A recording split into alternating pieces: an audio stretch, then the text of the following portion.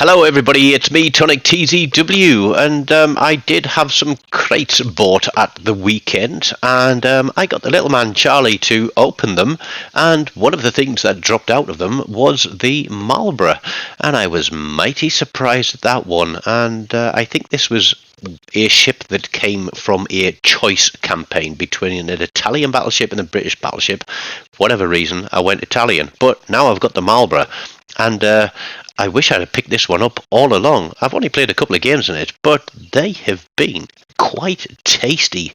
And this is the second game that I played in it, and it was better than the first, both for damage and XP, but that's not to say that the first one wasn't a really good one as well.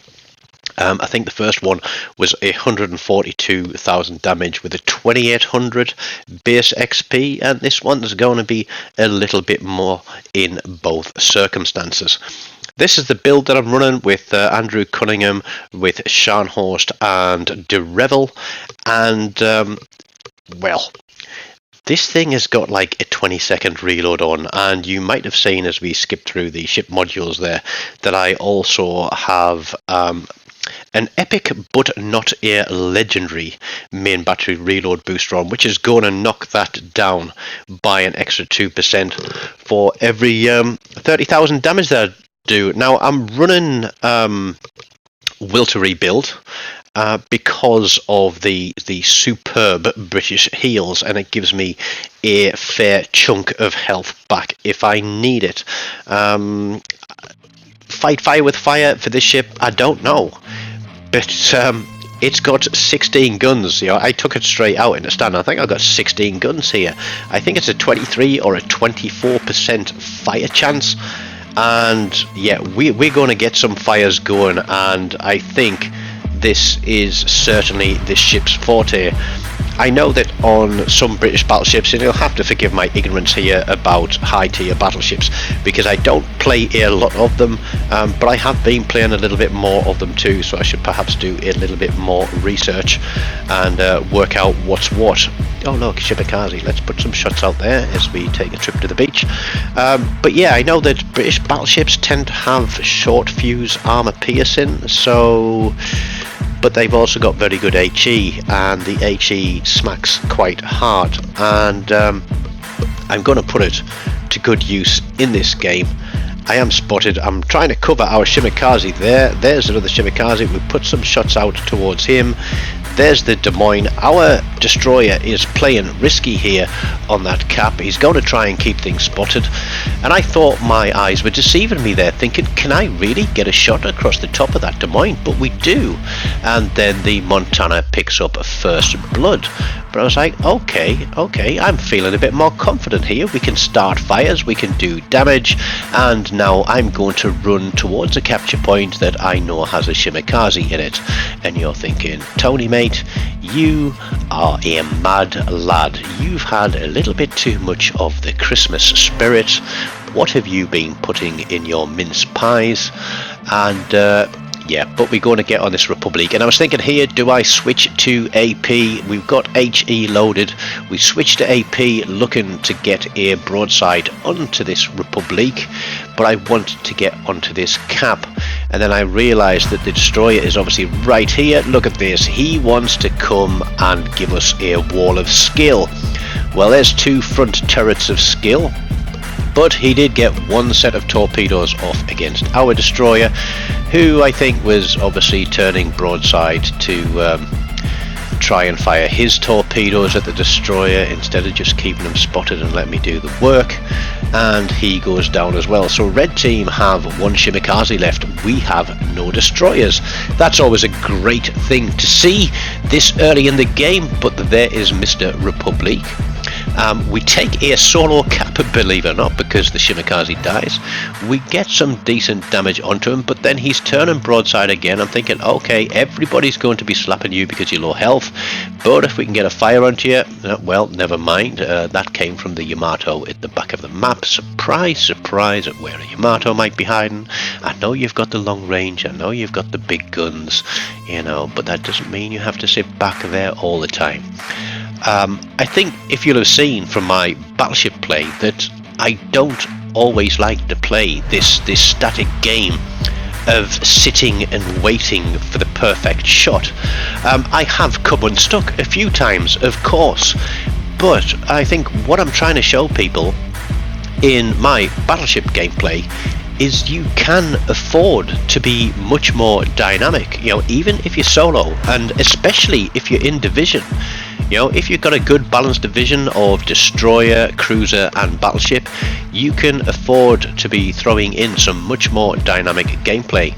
Now, I could see that this GK was heading in this direction and the rest of red team were pushing through Alpha Cap there, so I decided, we're going to get onto this GK. We know we've got these 16 guns, I think 356mm. I don't know how much armor they overmatch, or can I overmatch his bow or his side or whatever, but what I do know is he's going to go bow into me.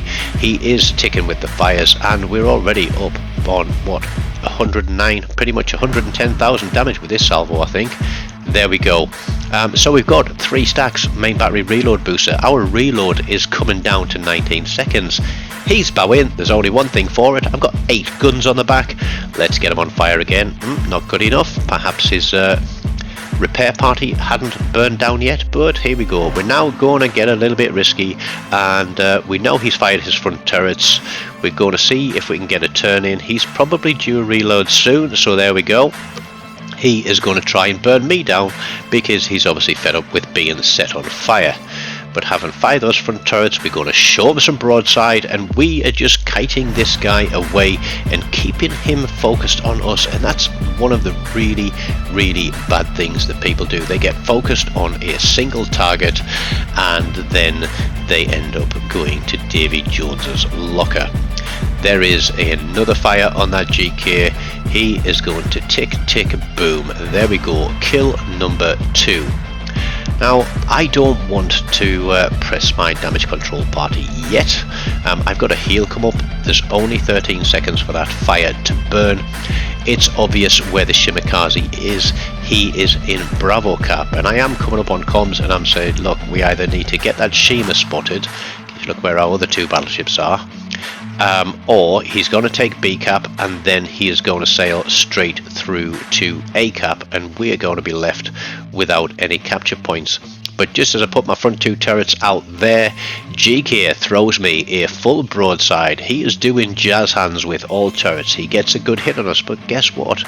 This reduced reload is absolutely mental. There's a fire. He damage controls us straight away because he hasn't got the hit points to play with, and he now realizes he's got to run away, and that fire is going to be the death of him. I think he saw what happened to his friend, and he's really not going to escape this one. 179,000 damage. We're on the max reload reduction. I kind of was thinking, should I upgrade this to a legendary one, because the 3 kills there, that would be an extra 15% damage with each salvo, which would be quite tasty, on top of the 10% reduction in reload. And I think this thing is definitely a fire starter. I think at the end of the game we have something like 162 gun hits and 10 fires, which, if you do a little bit of maths, works out at 1 fire for every 16 gun hits. And then if you look at how many turrets we've got and how many guns are in those turrets, literally it works out to sort of 1 fire per full salvo of turrets, which isn't that bad when you're running a 20-second reload. It's absolutely crazy. This Shimakaze thinks he's safe behind there, but I like to shoot at destroyers. We get shots over, torpedoes out, and then we land a Confederate right before the Montana kills him. And I think that shows that I did my bit of work there. I enjoyed that game. It was quite fun. I really like the Marlborough and might have found a new tier 8 premium to play for my weeklies. But there we go, 2,908 base XP, perhaps a little bit higher if I got some caps resets on that Shimakaze early games, but hey, I will take that one for a win. And I think I should stop saying that I don't play battleships, because I'm actually having a lot of fun playing battleships. And here is a playlist called Battleship Row, and if you click on that one, you'll see a few more games from my Battleship career. Smash the like button, leave me a comment, subscribe if you haven't, and until next time, as always, take care. Goodbye.